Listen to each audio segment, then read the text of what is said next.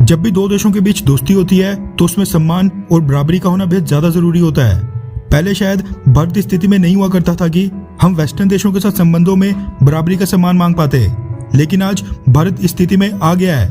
हमारी सैन्य शक्ति या आर्थिक महाशक्ति इतनी ज्यादा हो गई है कि हमें भी आज की डेट में वेस्टर्न देश उतना ही अहमियत और प्राथमिकता दे रहे हैं जितना हम उनको दिया करते हैं। और जो देश नहीं देता है तो उसको भारतीय सरकार सबक सिखाने से पीछे भी नहीं हटती है।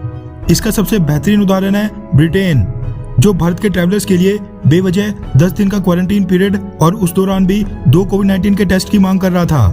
भारतीय सरकार के लाखों बार आग्रह करने पर भी ब्रिटेन ने भारत के यात्रियों के लिए ये नियम कानून नहीं बदले, जबकि बाकी देशों के यात्रियों के लिए तो उसने ऐसा कुछ नहीं रखा था। लेकिन ब्रिटेन को समझ तब आई जब मोदी सरकार ने टिट फॉर टैट पॉलिसी अपनाते हुए ब्रिटेन के यात्रियों के लिए भी सेम वही नियम कानून थोप लिए जो बोरिस जॉनसन सरकार ने भारत के ट्रैवलर्स के लिए थोपे थे।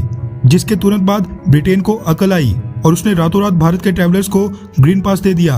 भारत की इसी एग्रेसिव फॉरेन पॉलिसी का नतीजा है कि आज दुनिया भर के 96 देशों ने भारत के कोविड-19 सर्टिफिकेट को एक्सेप्ट कर लिया है। सेम इसी तरह का एक नियम कानून था जो दुनिया के कई सारे देश और खासकर अमेरिका, ब्रिटेन, फ्रांस, जर्मनी, ये सभी देश भारत के खिलाफ फॉलो करते थे। लेकिन भारत में ऐसा कोई प्रावधान नहीं था। दरअसल होता क्या था कि जब भी किसी भारतीय कंपनी या फिर वो कंपनीज जो भारत में फूड प्रोडक्ट मैन्युफैक्चर करती थी, जैसे कि noodles, chocolate, cookies, milk products वगैरह, जब भी ये फूड प्रोडक्ट्स भारत में मैन्युफैक्चर होके अमेरिका जैसे कई सारे वेस्टर्न देशों को एक्सपोर्ट करने होते थे, तो ये सारे वेस्टर्न देश और अमेरिका मांग करते थे कि उनके देश में ये Indian made food product export करवाने से पहले जो इन सब देशों की फूड सेफ्टी अथॉरिटीज हैं उनसे रजिस्टर करवाकर पहले तो उनसे क्लियरेंस लेनी पड़ेगी। ग्रीन सिग्नल मिलने के बाद ही ये Indian made food products America समेत इन सभी वेस्टर्न देशों की मार्केट में एंटर होते थे।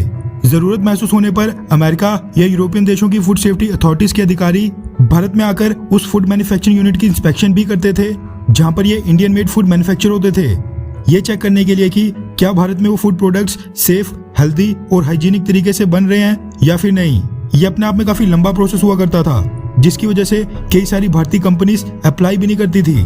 लेकिन ये चीज बिल्कुल वन साइडेड होती थी, यानी जब भारत से कोई फूड प्रोडक्ट दूसरे देशों को एक्सपोर्ट किया जाता था बस तभी होता था। लेकिन सेम यही रूल्स जो फूड प्रोडक्ट्स अमेरिका, यूरोप या किसी वेस्टर्न देश में बनकर वहां से एक्सपोर्ट होकर भारतीय मार्केट में आते थे, उनके ऊपर भारतीय सरकार ने ऐसा कोई भी रूल नहीं थोपा हुआ था। यानी भारत की फूड सेफ्टी अथॉरिटीज कभी भी चेक नहीं किया करती थी कि जो फूड प्रोडक्ट्स भारत के अंदर इंपोर्ट होकर हमारी मार्केट में आ रहे हैं वो सेफ हैं भी या फिर अमेरिका में किसी अनहाइजीनिक सी फैक्ट्री या मैन्युफैक्चरिंग प्लांट में बने हैं, जो कि बेहद गलत प्रक्रिया थी।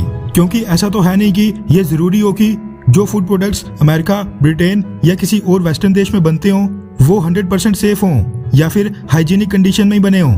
ऐसा इसलिए किया जाता था ताकि विदेशी कंपनीज को नाराज ना किया जाए, जिसको देखते हुए मोदी सरकार ने भी इसी चीज को लेकर बेहद बड़ा निर्णय लिया है।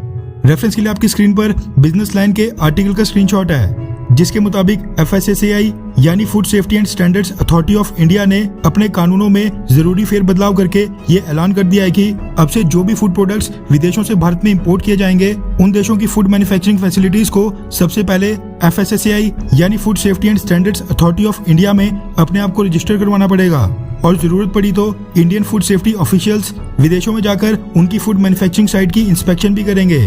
उसके बाद ये विदेशी प्रोडक्ट्स भारत में इंपोर्ट होकर भारतीय मार्केट में आ पाएंगे। जो ये विदेशी मैन्युफैक्चरिंग यूनिट्स भारत में रजिस्टर होंगी, इनका रजिस्ट्रेशन पीरियड 2 साल का होने वाला है, जिसके बाद उनको दोबारा अप्लाई करना पड़ेगा और दोबारा से चेक या इंस्पेक्शन होगी। FSSAI ने इसके लिए नया रेगुलेटरी फ्रेमवर्क तैयार कर दिया है, जिसके मुताबिक FSSAI ने ऐलान कर दिया है कि जो भी विदेशी कंपनी भारत के फूड सेफ्टी लॉज को फॉलो नहीं करेगी उनकी रजिस्ट्रेशन रद्द करके लाइसेंस सस्पेंड कर दिया जाएगा।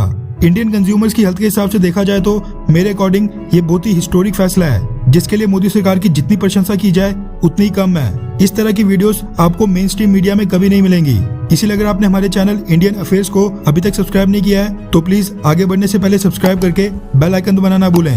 हम इस तरह की बेहद इंटरेस्टिंग वीडियोस आपके लिए लगातार लाते रहते हैं। साथ में नीचे कमेंट करके बताएं कि मोदी सरकार ने जो विदेश से आने वाले फूड प्रोडक्ट्स के लिए जो ये नया कानून लाया है, क्या वो एकदम सही स्टेप है, हाँ या फिर नहीं। कमेंट करके अपनी राय जरूर बताएं।